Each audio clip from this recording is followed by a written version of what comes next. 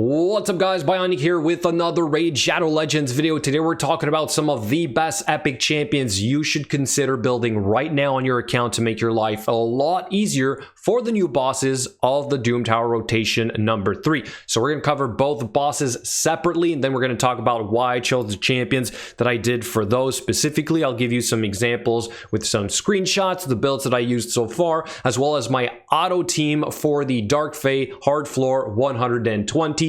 All that said, let's get right to it.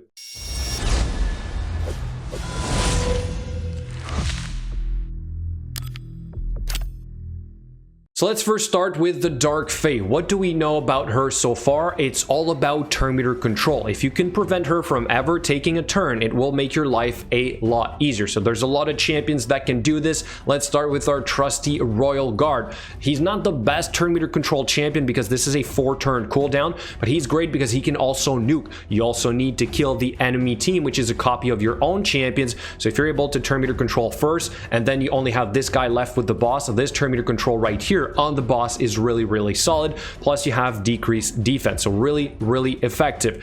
But this boss is all about your opening move when you get to Astranyx. You got to prevent the entire team from ever taking a turn against you, or else you're going to wipe.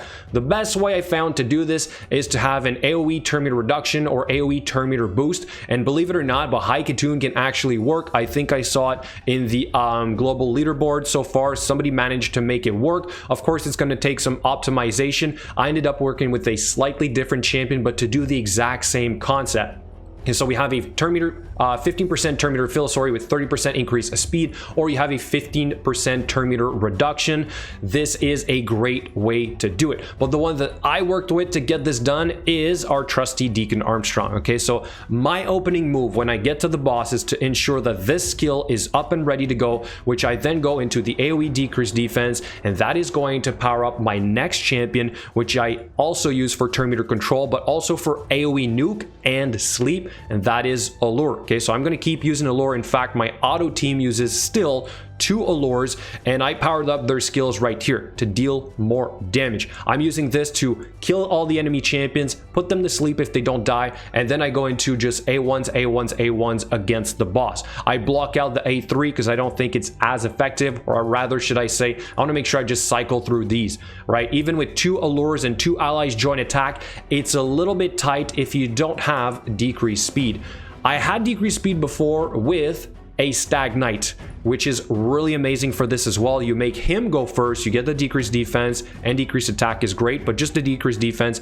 Then you have your 2 Allures go with their AoEs, put them all to sleep or kill them, and then you're good. You also have the decreased speed on the A1. So even though we don't have turn meter control on this guy, Stag Knight is absolutely amazing.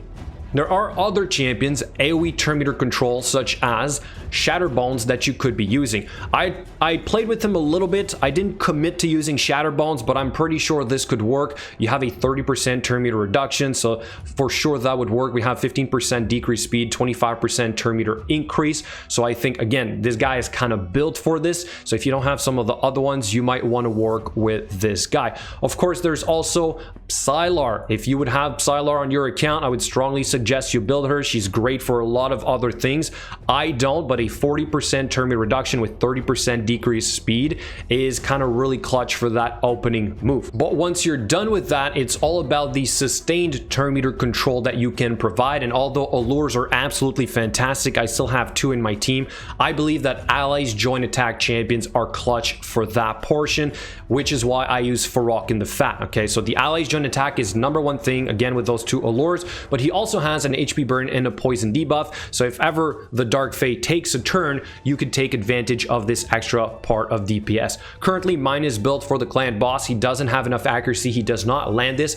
He literally is only used for that turn meter control. So now let's go check out my auto team for the Astronyx floor 120. It's pretty much the same as the team that I showed you guys yesterday, with one difference. I replaced our Stag Knight with instead a Deacon Armstrong, okay, for the reason that I explained before.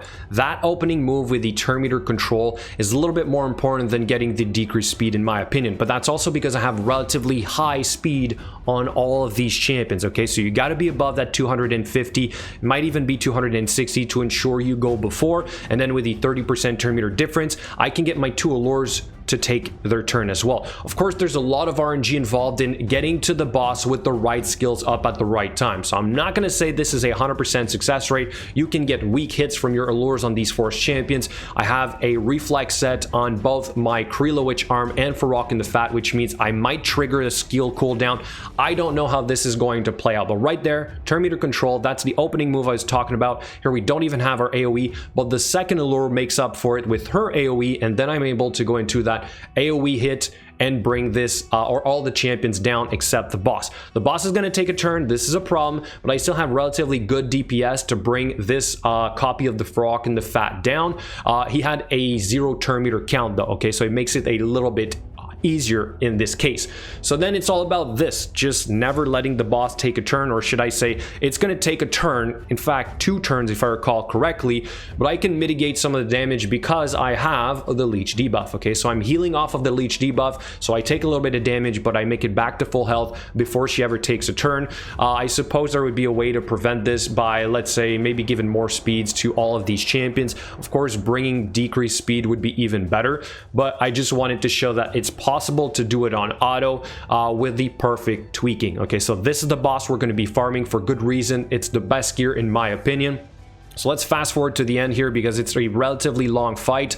I do want to try and maybe work in ninja or something, just make this a whole lot faster if we can nuke the boss faster. But for now, an auto team already with like virtually untouched or unchanged champions from my actual account on the live server is good enough. Okay, so we're done in about 5 minutes, give or take, maybe a couple seconds. And although this is not the fastest team out there, to be honest, it's relatively safe, and it's gonna probably be my go-to team. As for Bommal Dreadhorn, one of the worst boss fights I've done in a very long time in this game, but I finally got it to work on manual, and I have a build that is going to premiere tonight at 9:45 p.m. Eastern time for you guys to see how I got it done on manual. We're not using a Whirlim and we're not using a Vizier. We are using a few legendary champions. We at least have one epic champion in there, but here are some other champions, epic champions, that I believe are going to be really good, that I know are good for this boss. I just need to try and find a way to incorporate them.